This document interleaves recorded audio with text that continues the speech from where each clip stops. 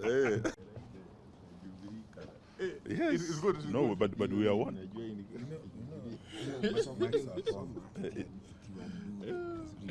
I'm told the mic is on. You should have read the half, and the mother read the father.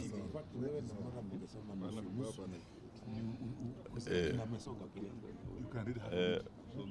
Then mother. You can start, then I finish. No, you can do half, then I do the other half. Oh, the mic is on.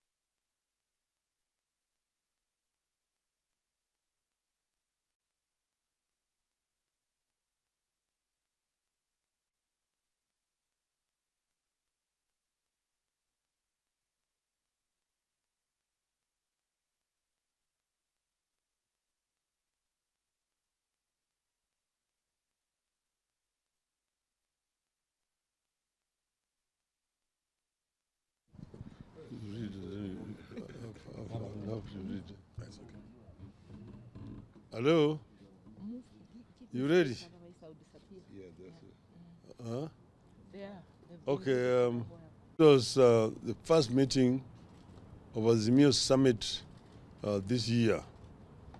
And as you can see, SYMO is all here, except Honorable Kalonzo Musyoka, who is out of the country. He's traveling to South Sudan today. That's why he's not here. There's been a lot of speculation in the media. SYMO is splitting, SYMO is convening meetings which have not been held, and so on and so forth. That is all trash, media propaganda. So we have got a statement which is going to be read here by Honorable Eugene Wamalwa and Madam Martha Karua. Eugene. Thank you. Ladies and gentlemen of the press, this is our statement from the SYMO Summit, and it's titled SYMO Marches On. The summit, which is the top decision-making organ of SYMO La Umoja One Kenya Coalition Party, has held a meeting today under the chairmanship of the Right Honorable Raila Odinga. Being the first this year, the meeting focused on 4 main agenda items, namely review of the previous year, briefing on the government's budget-making process, position on public interest litigation, and the way forward.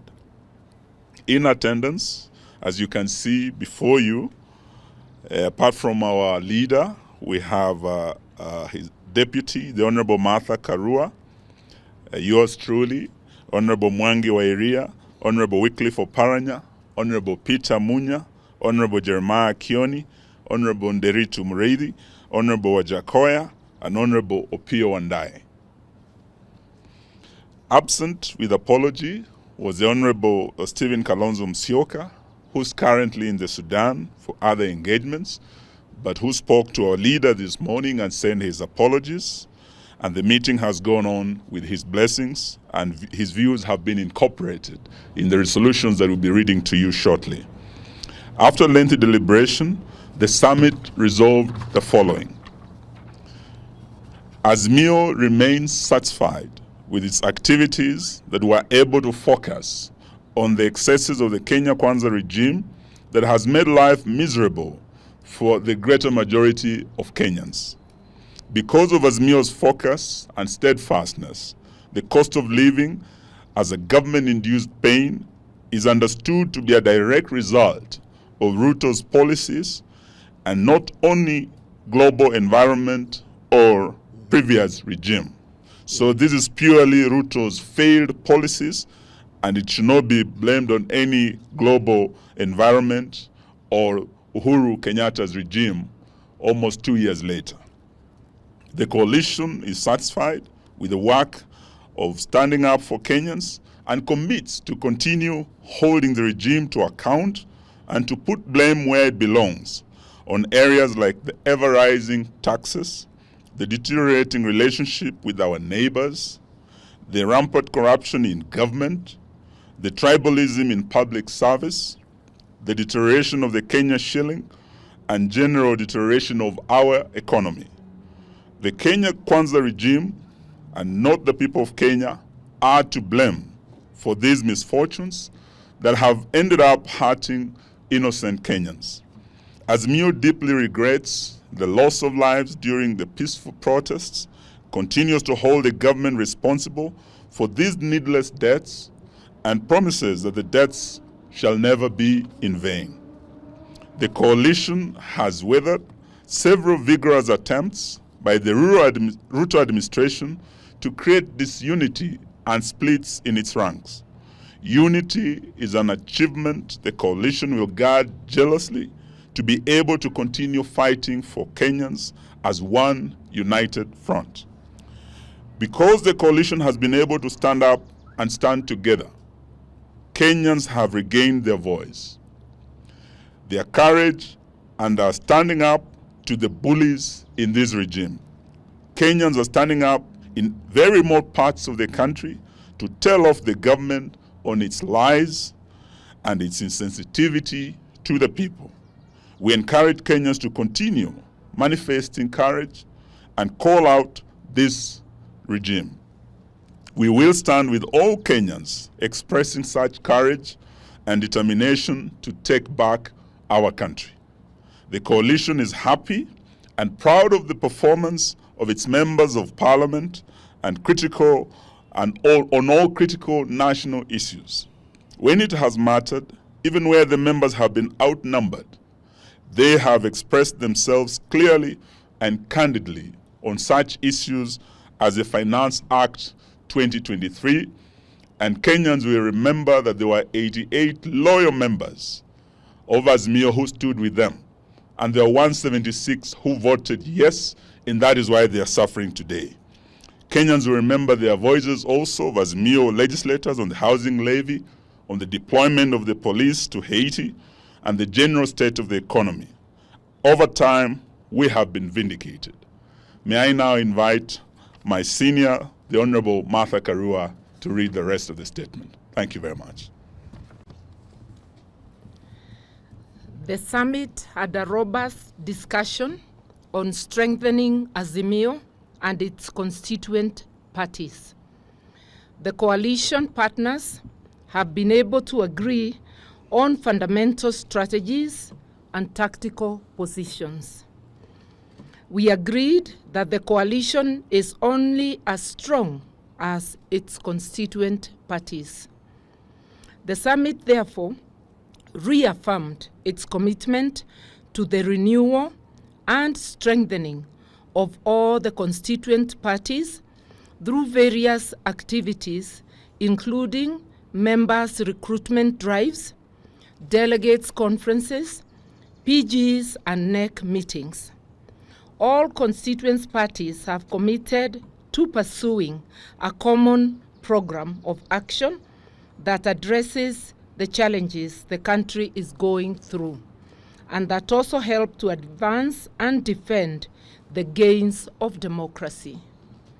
SYMO remains one and is here to stay, committed to shared values that include accountability, integrity, public participation, good governance, respect for the Constitution and rule of law, social justice, and non-discrimination.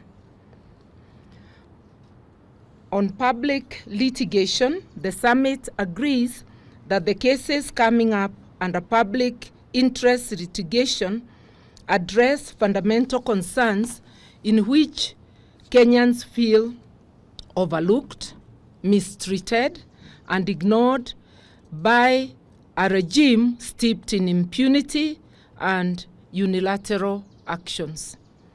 Some of the cases include the Jubilee Party case and the ruling by the Speaker of the National Assembly forming multiple parliamentary groups within this particular political party, that is Jubilee. This is a real threat to the foundations of our attempts to create a strong multi-party democracy.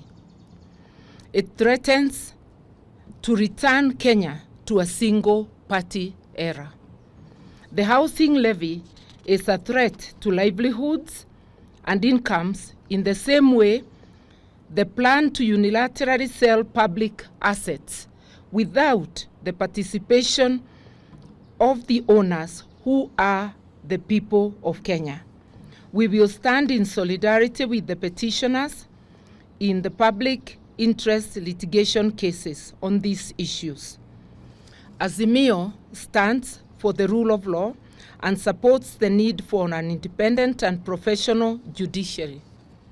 Subsequently, we demand that the Kenya Kwanza regime must keep its hands off the judiciary. We take note of the support expressed by the United States government for the Ruto regime to appeal against the ruling on the deployment of police to Haiti. It is our hope that all parties shall respect the independence of the judiciary and that foreign interests will keep off our national affairs. Azimio remains on the way forward. Azimio remains extremely disturbed by the worsening cost of living, the ever-rising and reckless taxes by Zakayo, the collapsing national currency, the chaos in the education sector, the tribalism in public service, and the return of mega corruption. The summit has committed to seek other ways and means to press the regime to listen to the cries of the people. The litigation will only be one such avenue.